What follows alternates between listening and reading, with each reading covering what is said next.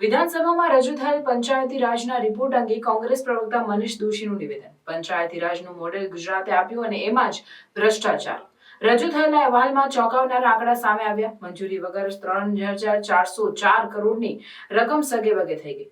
ભાજપના શાસનમાં એક પણ કામ ના થયું, પરંતુ કરોડોના બિલ બની ગયા. અમદાવાદમાં પણ વાઉચર વગર કામ થયા.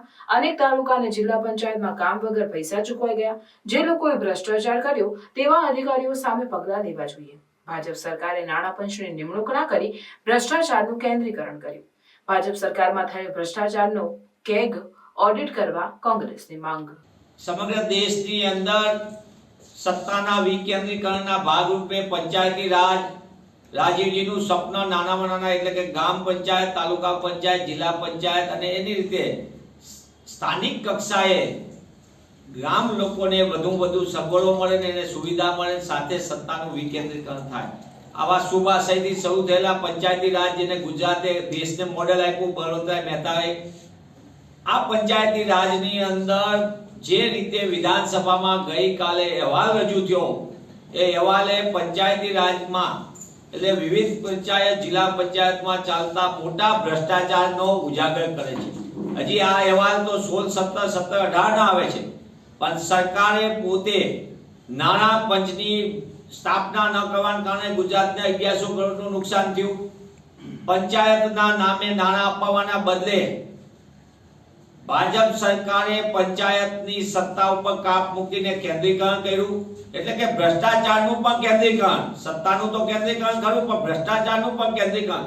પણ જે અહેવાલ આવ્યો છે એ અહેવાલમાં કોઈ પણ પ્રકારની મજૂરી વગર 3404 કરોડ રૂપિયા જેટલી માતબર રકમો બારોબાર પંચાયતોમાંથી વપરાઈ ગઈ, બારોબાર સગેવગે થઈ ગઈ.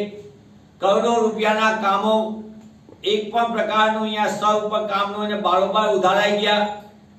આ ભ્રષ્ટાચાર નહીં, જે એક પંચાયતોના છે એના કરોડો રૂપિયા જ્યારે ગ્રામ્ય લોકોની સુવિધા માટે આપવાને બદલે બારોબાર જાય, ત્યારે મને એમ લાગે છે કે આ ઘણી ગંભીરની વાત છે.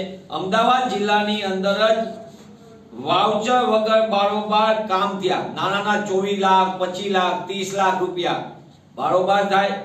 આવી અનેક તાલુકા પંચાયતો, 33 જેટલી જિલ્લા પંચાયતો જ્યાં પાયાના કામમાં એટલે કે રસ્તા, આંગણવાડી અને પીવાના પાણીના કામોની અંદર પણ મોટા પાયે ભ્રષ્ટાચાર કરવામાં આવ્યો.